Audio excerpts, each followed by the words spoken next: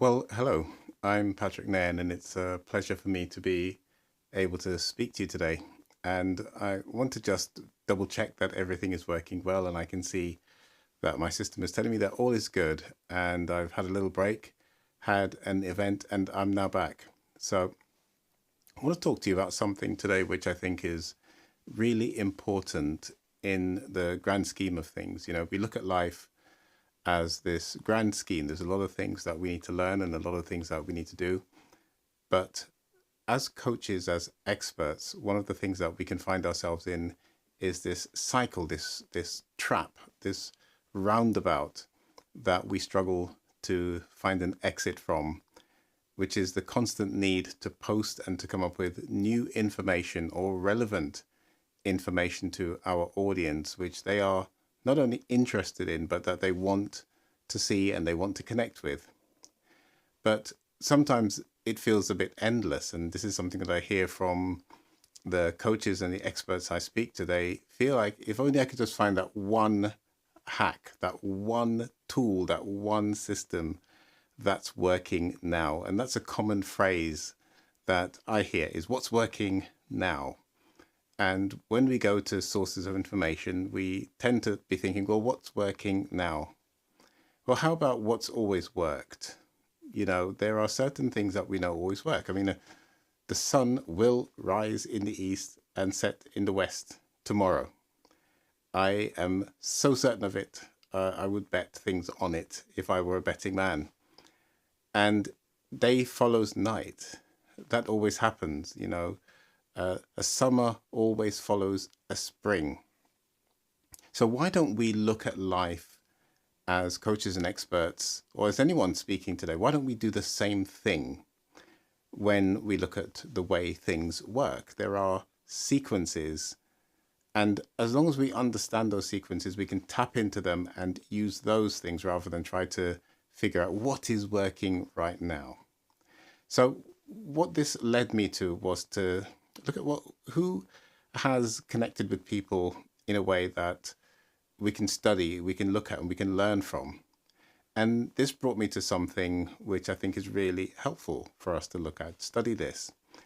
The idea of parables and how Jesus used parables while he was on planet Earth, speaking to people, sharing a message. He started to use parables, or we could call these stories, short stories that tell us something, a bit like, the Aesop's fables, where we get a story and there's a moral to it or a logical outcome to that story, which we can apply to our lives.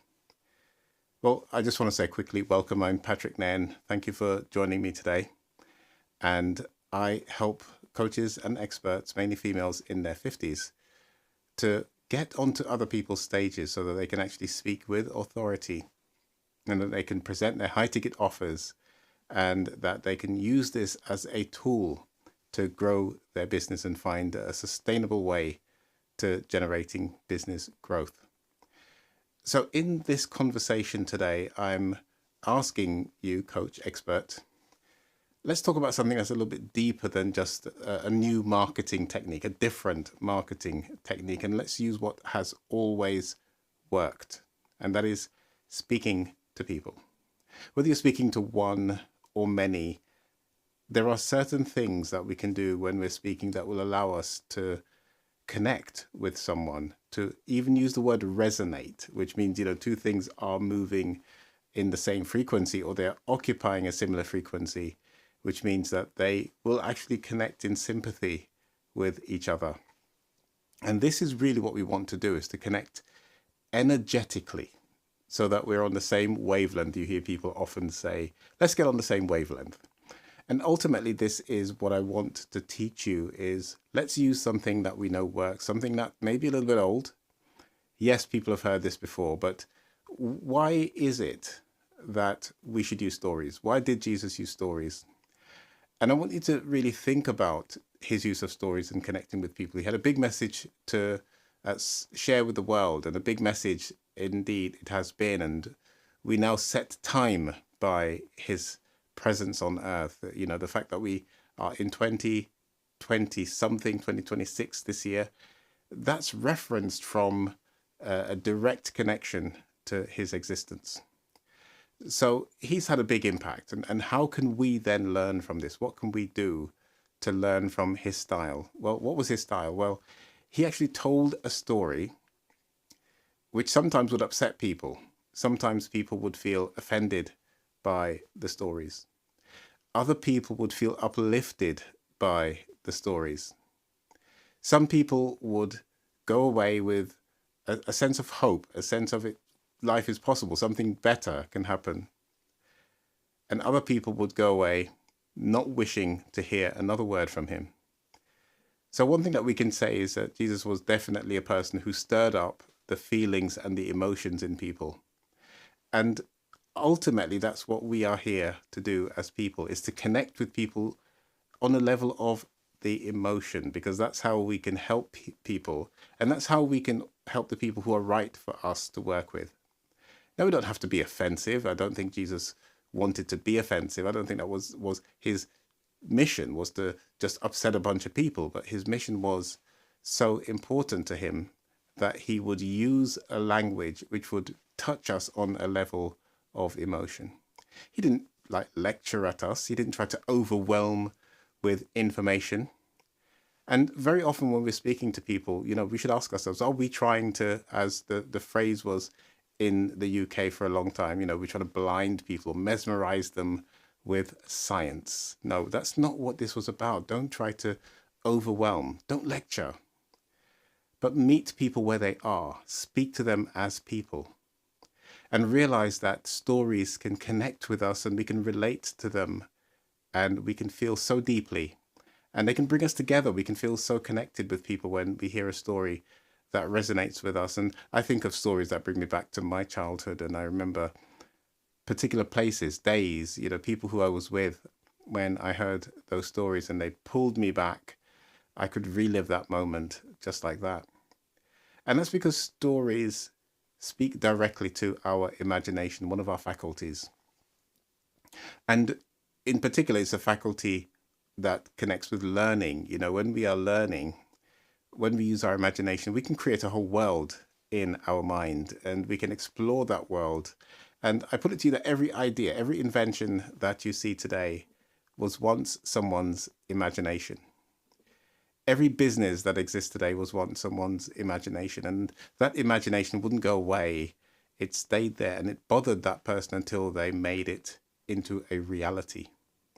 So the power of stories is the power to tap into someone's imagination, to fire it up so that they get energetically aligned with their purpose and they move through life differently. Imagination allows us to walk through an experience as though it were real. And here's the funny thing, the roots of that imagination, that walk into our imagination, they go very deep and they connect and they tap into who we really are. And they separate us from the things that are distracting us. And so speak as a coach, as an expert, speak to the imagination of your audience. Don't just talk to them as though you're reading from the ingredients of what's in a packet of food. Speak to them because they are living, breathing people who want to have their imaginations fired up. They want to be connected with. That's one of the things that we like to do as human beings, is we love connection. So speak to connect, speak to tap into someone's imagination. And when you speak from other people's stages, whether that's a podcast or an event or it's a webinar that you're putting out there for general consumption, you have a really, truly unique opportunity to just connect with someone energetically so that that audience who you're speaking to can actually definitely borrow through the trust that they already have from the person whose stage it actually is. And I want to sort of give you another example from the life of Jesus where this technique, this very thing that I'm talking about today, is embodied in one of the accounts that's told by Luke in the first 11 verses of chapter 5. And it tells us that Jesus was at the Sea of Galilee. And I decided to look up the Sea of Galilee because I wanted to kind of like get a sense of what this space, this place is like. And I learned a few facts about the Sea of Galilee, that it's not particularly deep. It's actually about 22-ish kilometers long by about 12 kilometers wide. For those of you who like miles, well, it's roughly around about 13-ish miles long by, call it just about half, nearly 8 miles wide. So it's not huge. It's not as big as, say, the Great Lakes or some of the big lakes around the world, but it's big enough for that region. It sort of is a large enough body of water for it to be called and referred to as a sea.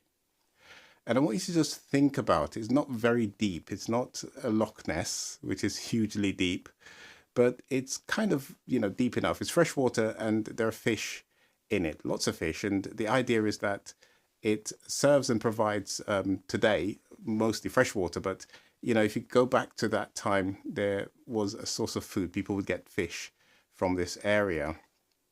And so I imagine this scenario where, Jesus is being pressed upon is the description that we get. And I can imagine there's a market and there's all these people around and really the crowds are just gathering around him so close that he's feeling pressed in and nowhere to move. And so he's at the sea and he looks around and sees two boats. And so he says to one of the fishermen, basically, I want to borrow your boat. I want to get onto your boat so that I can talk to these people. So this is so remarkable to me because it feels like, Jesus has said, I want to get onto a stage. I want to get onto a place where I can actually speak to these people. I can put a little bit of distance in between me and them so that I can truly speak to them, so that I can be seen by them, that I can be heard by them, that I can become the focal point of this conversation so that they can hear what I have to say, because they really wanted to hear what Jesus had to say. And you could just imagine, today we think of social media in the same way. And, all of these people are following him and really want to hear what he has to say. And so this was really a scenario where by getting onto the boat, you can imagine, being seen now by the people. But he then asks for the boat to be pushed a little bit further out into the sea, creating some separation, some distance between himself and all of these people who are trying to get to hear what he has to say, because he wants to be able to speak to them. And I just, sort of think about this. And I don't know if you live anywhere near lakes, but I've traveled in the UK to what we call our big lakes, and they are up in an area called the Lake District. And so you go there and you can see these huge lakes. They're very, very big, again, by the British standards. Certainly, these are very big lakes. But when you see what happens in an inland body of water, they can be at sea level, they can be below or higher than sea level. And this has an amazing difference in what can be done within that space. And sometimes it's very difficult for you to hear, again, from the modern day perspective. If I went to the side of the sea and I tried to speak to people, my voice would be dissipated so quickly they'd hardly hear what I had to say. So just imagine speaking to thousands of people. And yes, in that time, there were no motorboats, there were no airplanes or helicopters flying over. We weren't competing with all kinds of electronic noise at that point. So one could imagine that the voice would carry a little bit, but still, just thinking back to how you'd have to speak in such a way to be heard. Your voice would have to be powerful. What you are saying would have to carry so much connection and energy with it so that people can actually hear you. And this is one of the things that I think we can learn from this story of how to connect with people, and the parables and all of this energetic connection is so important. Because imagine yourself being on this boat, which is your stage or someone else's stage, borrowing a stage so that you can speak to the people that you want to speak to, who want to hear you. Sometimes we've got to put a little distance in between us and the audience so that we can be seen, not because we're not trying to connect with them, but so that we can actually be seen and connecting through what we have to say, because we're saying it from one heart to another.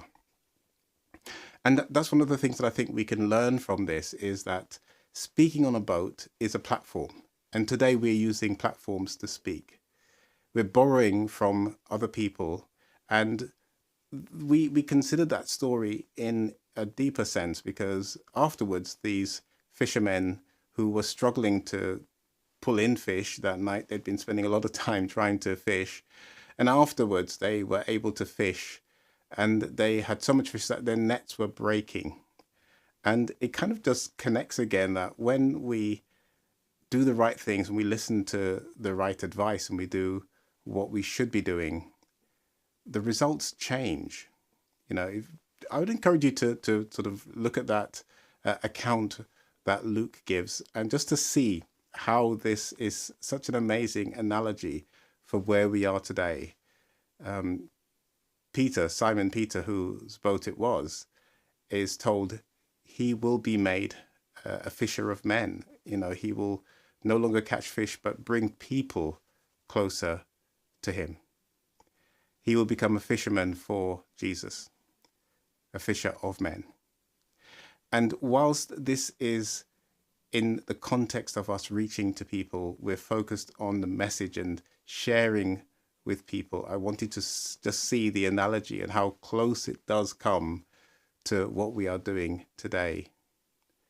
Yes, the audience is a bit like a whole host of people out there who are waiting to listen to us, and we can borrow someone else's boat. And that's really what I want to help you to focus on. And being seen is a position of elevation, lifting you up to a bit higher than where the water itself would put you. Because another thing about the Sea of Galilee is that it's a little bit low down in relation to sea level, and some fascinating facts about it.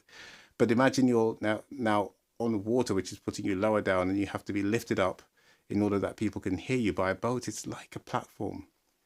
Great idea of leveraging someone else's platform and credibility and connection and all of the other things that go with it, so that we can share our message authentically with other people. And a big part of that is us presenting ourselves in a way that allows us to be seen by other people. Being seen from a boat, which lifts you up, is a lot like being seen on a platform in a way that allows us to share who we are. And so the message of being seen, the message of how we turn up when we are making our presentation, is so important. How we choose to connect with our audience is so important. Speak to their heart. Give the value that is meaningful to them. And then what you'll start to see is that we're not only inspiring people to listen, but we're inspiring them to do good things. Many coaches today are just stuck on that roundabout, trying to find an exit, because they're constantly, as I mentioned before, trying to come up with the latest content, the latest hack, the latest thing that works. And maybe you haven't yet mastered ads and you're still trying to figure out how to do this. At the same time, you still need to grow your business.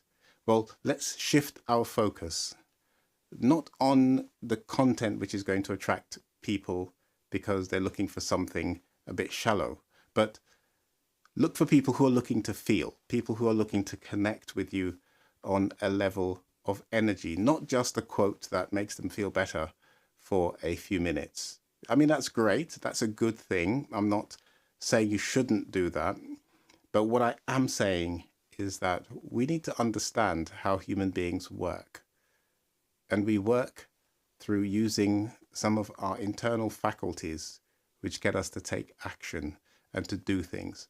And if we really want to help people to do things, get in touch with their imagination. Speak to the part of them that allows them to connect with you.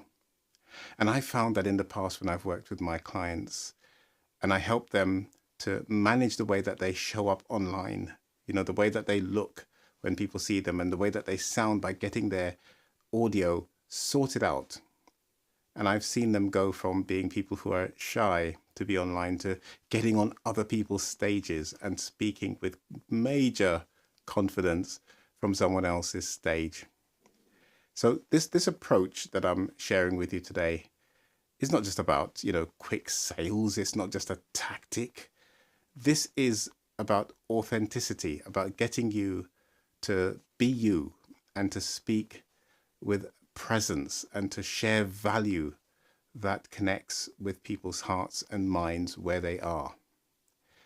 So here's my question for you today. Are you ready to stop just pushing, getting on that grindstone of cranking out content? And are you ready to start resonating with people? So maybe you don't say as much, but what you say has much more weight to it.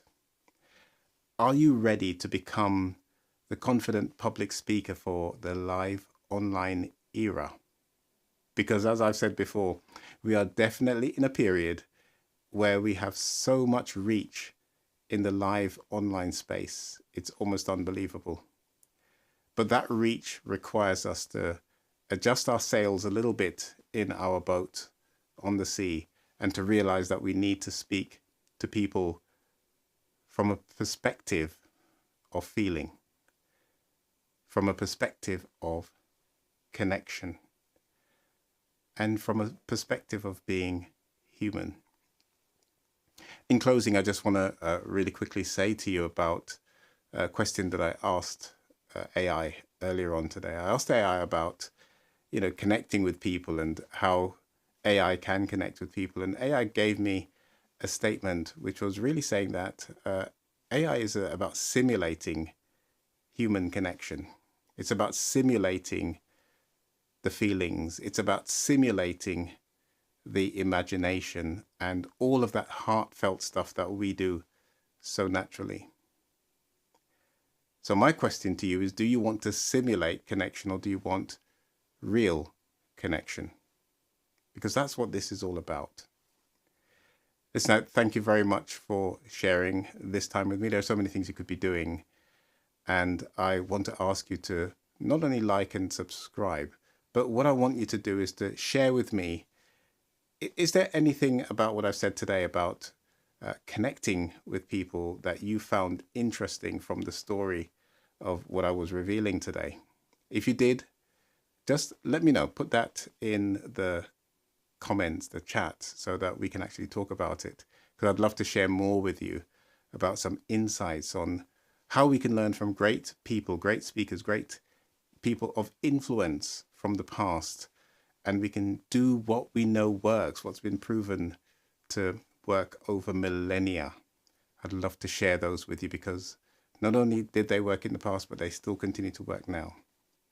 Thank you very much for joining me for this little talk. I look forward to doing this again in about another 24 hours time, maybe a little bit earlier.